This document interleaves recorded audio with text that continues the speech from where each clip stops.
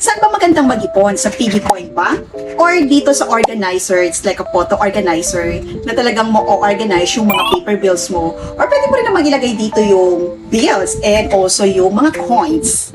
Pero para sa akin, kasi based on my experience, matagal na ako nag-ipon sa Piggy Coin Bank at nakarami na rin ako nag-ipon dito. At every time na natatapos ko ang pag-iipon at nakakatay itong Piggy Coin Bank na to, nilalagay ko siya sa MP2 savings. At talaga naman, hindi basta-basta na-withdraw yun. Dahil pag na-withdraw mo yun, after 5 years mo pa makukuha. O, di ba? Ganon, kung gusto mo talagang makaipon. Well, dito naman, sa tingin ko, kasi first time ko nang bilhin itong photo book or photo notebook organizer na pwede kang mag-ipon dito ng paper bills. Ayan, makikita mo yung mga pera or bills na iniipon mo. Pero para sa akin, parang andali mo lang kunin kapag may ganito kang photo album ng notebook or photo album na iniipon mo. Kasi madali mo lang siya makukuha.